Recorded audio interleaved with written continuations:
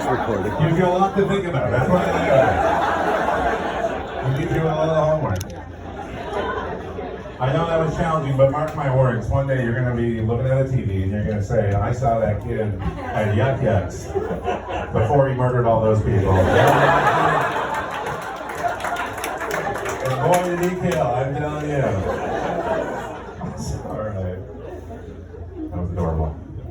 Couldn't tell if you were ordering a beer or landing a plane there. Those guys. All right. Before I bring on your headliner, I want to ask Kyle one last thing. I think I'm about to single white female you, Kyle. I don't know what's happening here. Kyle, what's your name, sir? Stephanie. Kyle, I want you to do me a favor. Stephanie, you're a part of this as well. Because I'm looking around and I'm not 100% sure anybody wants to hold me tonight. I see a couple women considering it, but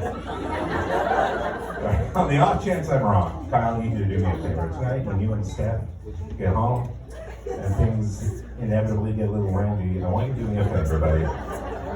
Just so I can feel like I'm a part of something today. I want to be part of the magic. So, give us your hands.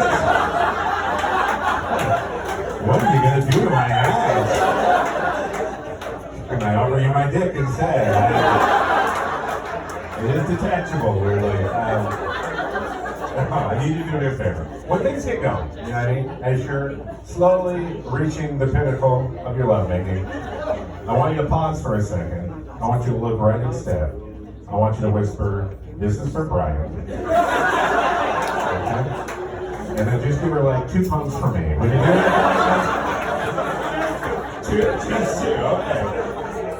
Kyle's capping me at 2. Who's got 3 pumps? Who's got 3? I'm sorry, that was something else. Okay. Nice, yes, sir. Thank you. Take the pill and do it for me. Who's got 4? That's all right. Nice, all of it. 6 pumps for yourself, buddy. I mean, I don't want them all. Okay. Ladies and gentlemen, while you divvy up your pumps, I want you to get ready. Okay. So like I mentioned before, please come. Oh no, you're over here. Don't fuck this guy. Fuck this one. So here it is. Like I said, we got a great headliner tonight, and he is recording an album. So I just ask that you give all your love and attention to him. And when I give this intro, I want you to fucking just give it up like you know this motherfucker his whole fucking life, okay? I owe him this because I called him by the wrong name last night, and that's not cool. I have ADD and a weed problem, so don't judge too quickly, okay? So, all right, ladies and gentlemen, if you're ready, your next guest, your headliner, a hilarious man. He's traveled all over. He's done all the gigs. He's here for you tonight. Please a warm welcome for my buddy, Dan Brennan, everybody.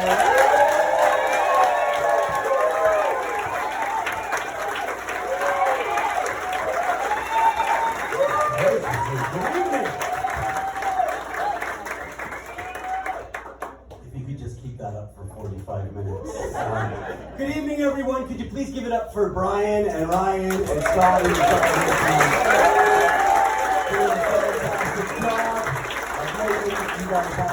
So this is night 2 of the album recording. We had an absolutely fantastic time last night, except for, Brian got my name wrong. But, there was only 60 people here last night because a $5 billion corporation decided to fuck with my big night. Yeah. They had to put some effort into it, too. They had to play 162 baseball games. And win enough of those games to qualify for the playoffs just to fuck with me. But we survived, so the pressure's off, ladies and gentlemen. Let's have some fun tonight, shall we? Let's get into it proper. I've come all the way from Hamilton to entertain you. Surely I deserve an extra woo for that. The extra woo covers up the sound of people grabbing their belongings at the mansion of Hamilton. Yeah, I've been everywhere recently. I have to travel a lot with comedy. I don't mind. I like traveling. Thursday night I was in Kitchener-Waterloo. It's hard to be in 2 places at once. The night before that I was in the vibrant city of Brantford, Ontario. You've been? Okay, good. Yeah, Brantford. Brantford, Ontario, the only city in Ontario that Hamilton can shit on with impunity. Brantford, Ontario. I actually really love going up to Brantford because I used to live there. I lived there from grade 1 to grade 7. So for me to go back now, it's a complete nostalgia trip. All these memories come flooding back. So there we were Wednesday night on the Wayne Gretzky Parkway. And I thought to myself, oh my God, this is the same road my school bus used to go down. I got my first hand job on that bus. It was amazing, he never even took his eyes off the road.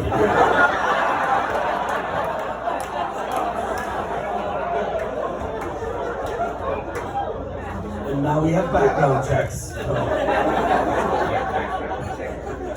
Yeah, I'm actually celebrating tonight myself, ladies and gentlemen. I recently quit my day job to pursue comedy full time.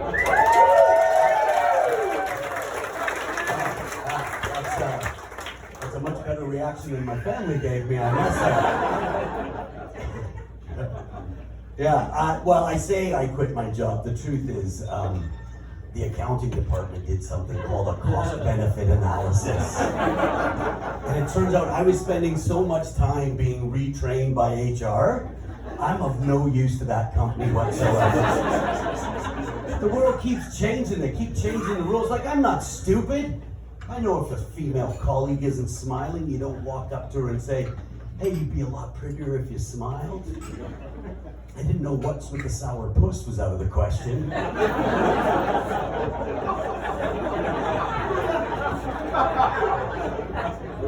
But I'm 51 now. I had a birthday recently. I'm 51 now. That's why the world makes no sense to me. Like, I get it. I look a lot older than 51, but it has been a very self-indulgent life with little care for tomorrow. And I always feel like birthdays are a good time to look around and assess how your life is going. I did that this birthday and I didn't like what I saw. I see a man who's completely out of touch with the modern world. So I'm making efforts to get caught up. I've decided that I need to embrace technology because the promise of technology is that technology will make your life easier, and who wouldn't want an easier life? So I've come up with this grand plan, and the first stage of that plan, it's not here, but my phone, I put facial recognition software on my phone. What a game changer. It's so convenient. I should have done it years ago. I don't know how secure it is though. The other day I held it up to my balls and it opened up right away. I've also decided now that I'm 51, I don't want to be one of these older people that's always complaining about the youth of today. You know, because I'm out every night of the week chasing this stupid comedy dream with some of the most talented young people in Canada. And I think if you were to look at the news, you would think that older people and young people just don't get along. And I'm here to tell you it's not true. They've been nothing but good to me. They keep trying to wise me up to the modern world by telling me things like, Dan, you're not going to make it anywhere in comedy if you're not... There's more to the sentence, son. Dan, you're not going to make it anywhere in comedy if you're not on these 51 different social media platforms and posting videos daily. Well, that sounds like a lot of work for a guy you won't be able to reach in 6 months without a Ouija board. Yeah, but I have high hopes for the next generation, you know that? I think these Gen Zers, I think they're going to be the ones that solve all of our problems. I pause because sometimes they laugh at that concept. But yeah, I think about it. Like, this is a generation of people that get to grow up without any hang-ups about their skin color or their sexuality.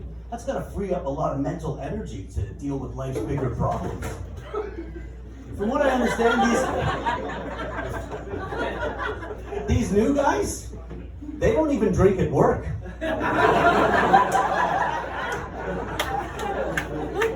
In fact, they take their friend's medication to help them concentrate. That sounds like an ideal workforce to me. Yeah. But just because I have high hopes for the new generation doesn't mean I can hold a conversation with anyone under the age of 30. That's gone. That's not happening. I was at a show a couple of weeks back. I came off stage, standing ovation, probably reinvented the genre. And I got to the back and I was standing beside this young comedian and I pulled out some gum. Now, I was raised with manners, so I offered him some of the gum. And he looked at the gum, and he looked at me, and he looked back at the gum, and he said, "I don't fuck with that." Is there some bad breath sex thing on TikTok I'm not aware of, man? Were we fucking right then? I didn't know. So I stopped talking to him right away. But I don't blame myself for being out of touch, ladies and gentlemen. The world changes. It goes by quick. I can't keep up, and I can't imagine what it would be like 20 years from now. Maybe I'm lucky enough to pull a grandchild up on my lap. The grandchild turns to me and says, "Papa, that's me, I'm Papa. Is it true that cannabis used to be illegal in this country?" And I would say, "Well, yes, my child, cannabis was illegal for a vast majority of my life." And my grandchild might look up at me and say, "Wow, the guy who legalized it, you must have loved him. You must have made statues for him." And "Oh no, we fucking hated that guy." And my grandchild might ask, "Why? Why did you hate him?" And I would say, "Well, my child, sometimes in life, you either die the hero or you live long enough to become the villain." He will say, "Is that from the wisdom of the Batman?"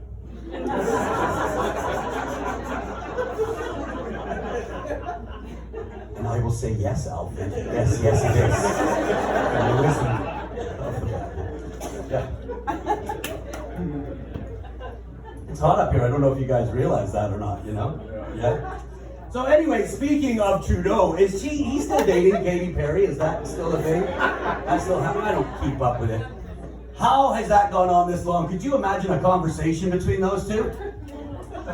"I just bought a mango lip balm." And then Katy might say, "Mango's my favorite."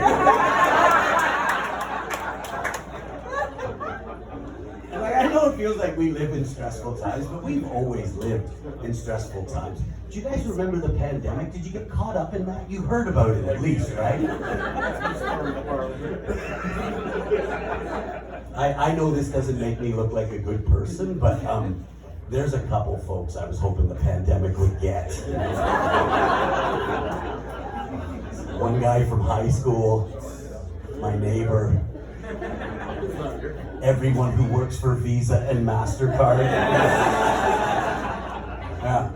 But it is shaped size. It's a much different world than the world I grew up in. When I'm completely out of touch, I don't know what's going on in the world as I stand before you in a shirt my parents bought me for Christmas, but I have picked up on one trend. I have seen one thing that's going on in the world. I don't know if you guys have noticed this or not, but women are taking over the world.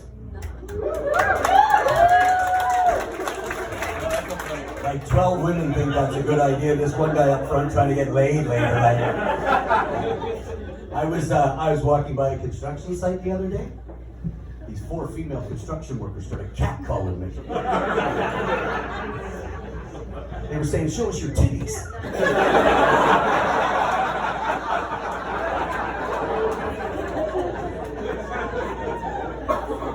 I never felt so accepted in my life. Viva la revolution, ladies and gentlemen. But I'm here to tell you, all of these news stories, all these things that you read every day, they're all designed to distract you from the one news story that you should really, truly be worried about, and that is war with the United States of America. It came up again a couple of weeks ago when he was talking to his generals. War between Canada and the largest Army, Navy, and Air Force ever assembled. And we got a full room in here tonight. I'm going to make you a promise as an act of accountability. I will tell you this right now. If we go to war with the United States of America, I'm fucking out of here. I will be applying for a Palestinian passport. I hear the Ukraine is looking for people. No, I'm only joking. I'm a true patriot. I love this country. If we go to war with the United States, I'll be there. I'll be there on the front line. I'll tell you why. Canada's been good to me. Canada's been good to me and my family. Because I'm an immigrant to Canada. And if any of you just looked at me and thought, "Wow, he doesn't look like an immigrant," I need you to know you're part of the problem. Okay? I was born in Belfast in 1974. Belfast, Northern Ireland. We moved here in 1978. That's the problem with the Irish. Gotta get them to shut the fuck up. Now, come on. Come back to me. Yeah, I was born there in 74. We moved here in 1978. Why my parents wanted to leave Belfast in the late 70s, I could never figure out. But here we came, and we didn't go to any place that any God-fearing Irishman had ever heard of, like Toronto or, Montreal or Toronto. We moved to Dryden, Ontario. Has anybody heard of Ontario? Yeah. So, for those of you who don't know, Dryden is 4 hours drive northwest of Thunder Bay. It is 4 hours drive east of Winnipeg. It is the place that the people of Winnipeg threaten to send their children when they're back. Honestly, Dryden is so remote. We used to look up to the people of Thunder Bay. We thought Thunder Bay was a metropolis. Well, think about it. Even their lake was superior. That one was just for me. So, we didn't last there long. We moved a few different places, Brantford, and then we ended up in a farming town not too far from here. That when we moved there in 1990 was just white people and farm equipment. And I've been around the world. I've lived many, many places since then. And I still hang out with some of my friends who never left that small town. And you wouldn't describe them as worldly. And by worldly, I do mean they're rednecks. And by redneck, I do mean racist. But they grow amazing weed, so life is all about compromise as far as I'm concerned. And I was driving around with my buddy a couple of weeks ago, and he started banging on about how immigrants are ruining Canada, about how immigrants are destroying this country. And I said to him, hey man, I feel like I should be offended by that. You do know that I'm an immigrant. And you're not going to believe what he said. He said, it's okay, you're the good kind of immigrant. I'm like, really? I'm the gold standard for immigration?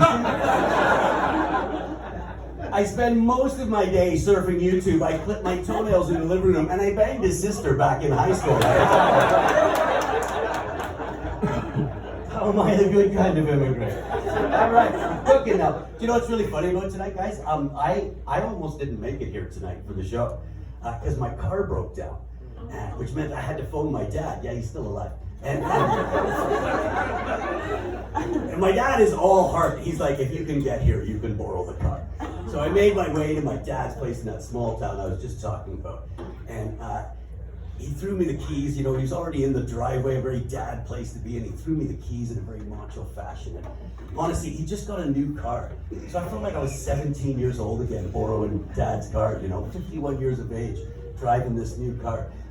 He bought a Subaru Outback. I didn't even know he was a lesbian.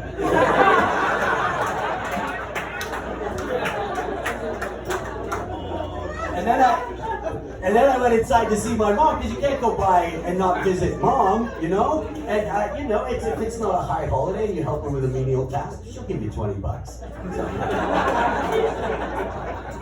So I went in to see my mom. I told her about night 2 of the taping and how happy I was with everything. And she said to me, can you promise me something, son? And I said, you're my mom. I will promise you anything. She said, can you promise not to do any jokes about touching yourself? So I promised my mom I wouldn't do any jokes about masturbation. I just don't know how I'm going to pull it off. Just another one for me, I guess. No, but then we had a really sweet moment because she was asking me about comedy, and I was telling her about how much fun it's been and how excited I am about the next year ahead. And honestly, I'd never seen her look so proud. She folded her hands, she leaned back in her armchair, and she said, my grandson will be the next Bill Cosby. Or my son will be the next Bill Cosby. It's okay, it's a teachable moment. But I didn't have the $20 yet, so I just let it slide.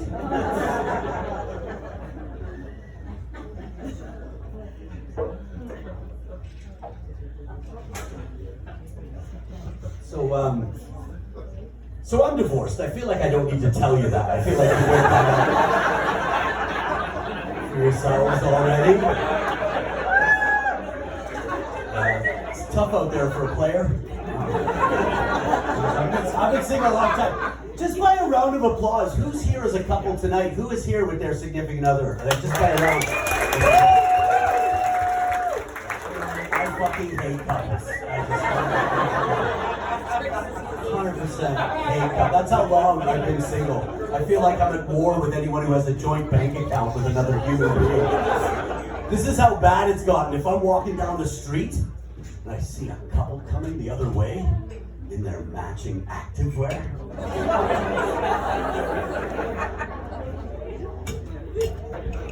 I will deliberately say hi to her and not him, just so they spend the rest of their weekend fighting.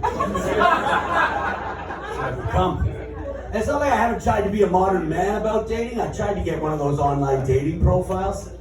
I ended up staring at the screen for 3 months. All I could come up with was vasectomy and really good at apologizing, I feel. That's what I bring to a relationship. So this is my advice to you if you get to my age and you're not in love. Just take the first thing you can get and run with it. You would think you would get a little bit more discerning, a little bit pickier as you get older. No, that's not how it works. I remember when I was young, when I was like 23, I was sat across from this absolutely gorgeous woman. And she said to me, "I believe that the soul of my dead grandmother is living in my cat." And I said, "That happened to me once." That's my advice to you. If you get to this age, you haven't got anyone, just take the first thing you can get and run with it. I'll give you an example. I had a date at the beginning of the year.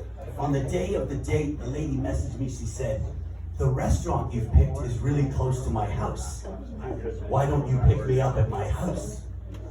And like, my car is 18 years old and the floorboards are made of burger wrappers and coffee cups. I did not. But it's a first date, you can't write that. You have to write back, "Yes, that sounds great. I'll come to your place at 8 o'clock, I can't wait." And then you go and you book that car in for a detail, which is exactly what I did. I took it and I booked it in for a 30-minute detail. And like, I don't know if it was this guy's first day on the job or if the meth had just kicked in. He came back 75 minutes later. My car looked like it had rolled off the assembly line. And this guy looked like he needed a high five and a post-coital cigarette. And I was off on my date. So I get there and I meet her at the door and I walk her down to the car and I open the door for her, not so much because I'm a gentleman, the locks are tricky. And I could see that the whole thing was a complete and utter waste of time as her eyes darted back and forth thinking to herself, "This is a serial killer level of place." Honestly, her opening question was, "Do I smell bleach?" You cannot. You can't build a relationship on that. But you know, I only bring all of this up because I did go out on a date recently. Sometimes they woo. It was a blind date. You can read into that what you will. We met at a restaurant. I got there first because I really don't have that much to do. She came in and she found me right away. I took that to be a good sign. And she sat down, we exchanged pleasantries, we ordered a bit of wine. And she said to me, "So what do you do?" And I thought, God damn it, I've got a really good answer for this question. I said, "I do stand-up comedy." And she said, "What else?" What else? So I panicked. And I said, "Reading."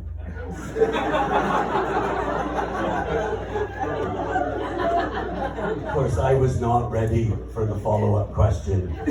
Have you read anything interesting lately? But that's where my brain kicked in, because I had read something interesting lately. I read a research report. And I don't mean like this bullshit research you see all over the internet, like 8 out of 10 cats can secretly use the microwave. I mean proper peer-reviewed research. And what this research paper proved is that when women speak, they speak to understand. But when men speak, they speak to one-up each other. She said that's interesting. I said that's very interesting. Yeah.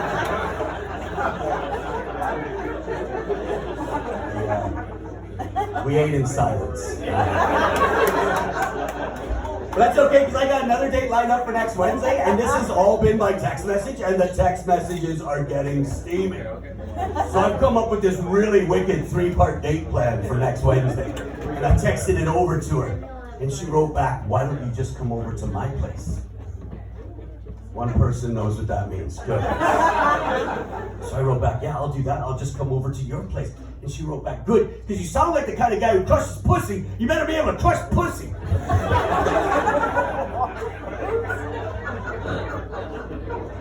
Well, this is when I knew I wasn't cut out for the modern woman.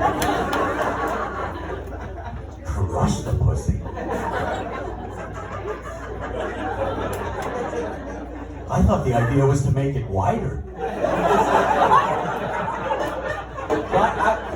I've been online doing a bit of my own research about modern sex practices.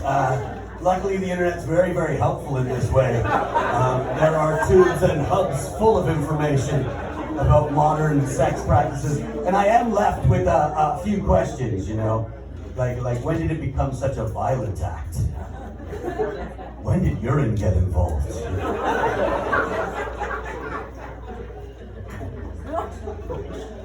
All right, so on top of everything else, ladies and gentlemen, I'm celebrating a bit of an anniversary tonight. A little personal milestone. About 4 years ago, I was drinking so much red wine and consuming so many mushrooms that I ran out of places to paint on the living room wall in my own blood.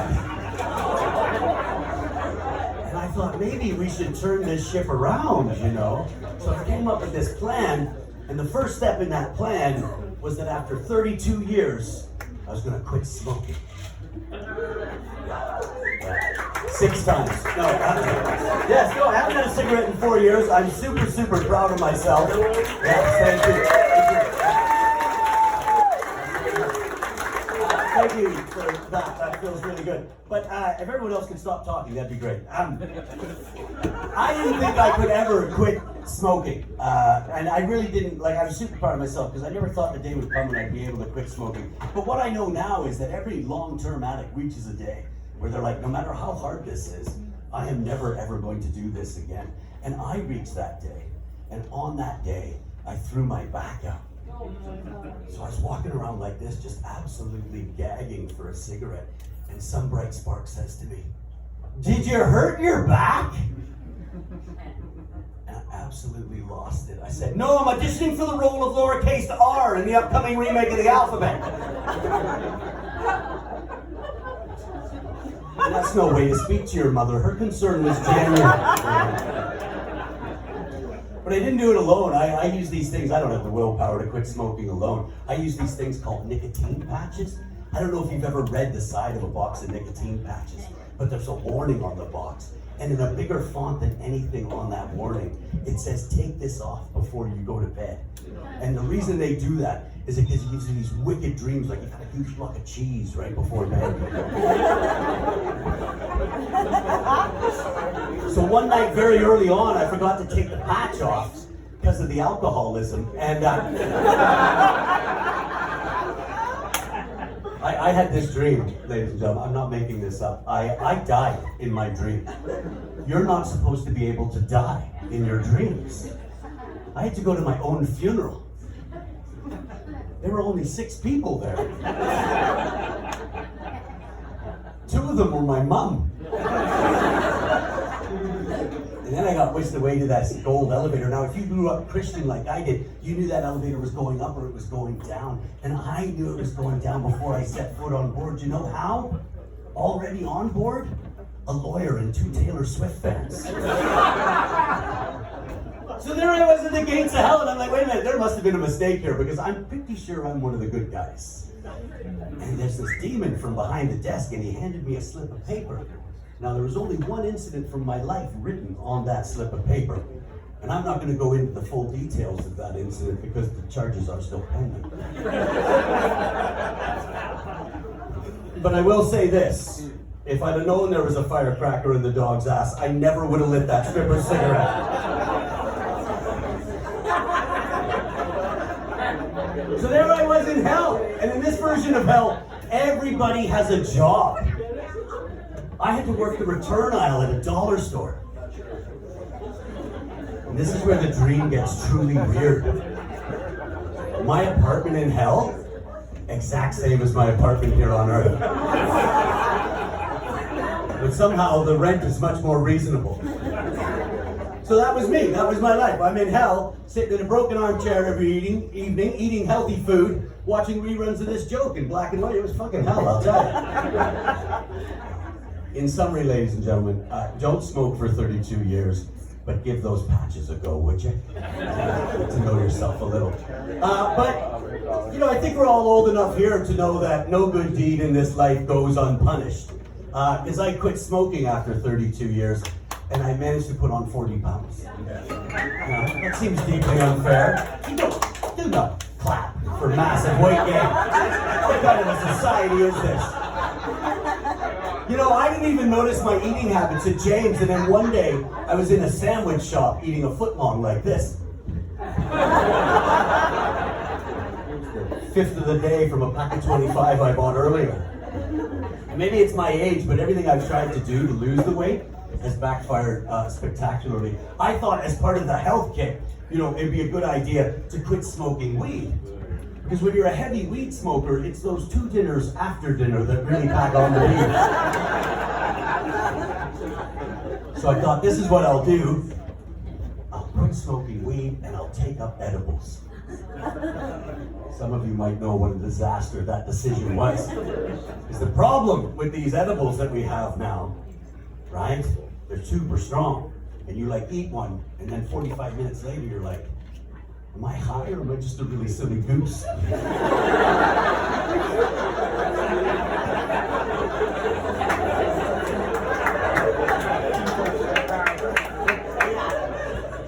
So you eat some more, don't you?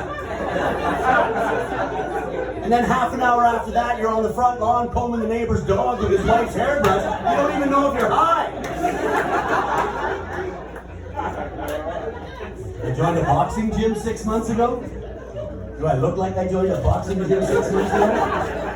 Oh God, you know, it's kind of what happens when you watch a Rocky Marathon on red wine and mushrooms. At some point, your credit card comes and you wake up the next day with an irrevocable lifetime membership to a boxing gym. And I knew I'd made a mistake by joining, but I thought you gotta make the most of things in life and you gotta be goal-oriented. So I said, this is what I'm gonna do. At the end of 6 months, this is my goal. I'm gonna be able to spar 5 rounds. That did not happen because I was almost hospitalized immediately. So I thought, this is what I need. I need to dial this fitness goal back. I need to come up with something that's reasonable for a man my age and weight. And this is what I came up with. I said, at the end of 12 months, if I could do 10 pull-ups, that would be a reasonable fitness goal for a man my age and weight. Now, it turns out if you've never done a pull-up before, you don't just run over there and start doing pull-ups. You have to build up the arm strength. What you do is you go and you put your feet against the frame and you let yourself in and out like this. 25 reps times 3 sets. You build up to 50 times 3. According to a video I saw on YouTube that's been seen 1.4 million times, you can do a pull-up. So this is my life now, ladies and gentlemen. I'm in a boxing gym where professionals are learning to knock each other out. I had the goal of wanting to spar 5 rounds, and now I'm humping the equipment. It's just how it is now. I can never ever put my best foot forward. I was asked, my friend asked me to take care of her dog a little while ago, and like she must have phoned 10 people before she got to me, right? But I said, yeah, I'll take care of your dog. What a disaster. So I go and I pick up the dog, and what's the first thing you do when you pick up the dog? You gotta take him out for a walk, don't you? So I took him out for a walk in this beautiful park behind their house, and I took him out into the park, and I forgot the bags, right? And I didn't know I forgot the bags until the dog started shitting everywhere. And like, I didn't want to embarrass my friend. Like, they know the dog in the park, they don't know me. So I just kind of started shouting out to anyone who would listen. I forgot the bags. I'm gonna mark this poo, and I'm gonna come back. And I'm gonna get this poo that I forgot the bags. So I did what any good neighbor would do. I marked the poo. I grabbed a branch off a tree and I fucking marked the poo. And I took the dog home and I squared the dog away and I gave him a biscuit because up until then he'd been a good boy. And I went to the door where they keep the bags and I pulled a red bag out of the container. And I have no idea why I did this. But as I walked out of the house, I put the bag on my hand. So at that point, I was no longer a man going to retrieve poo. I was a man actively looking for poo to retrieve.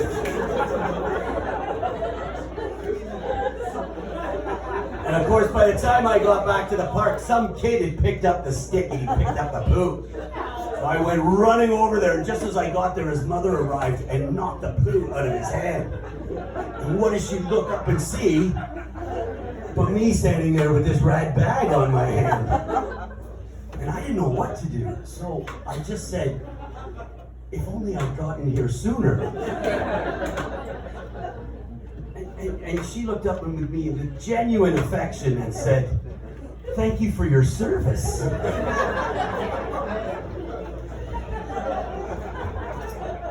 I didn't know what to do, so I kind of put the red bag up like in a flying motion. Just kind of made a whooshing sound as I shuffled away. I really shouldn't be let out of the house is what I'm trying to say.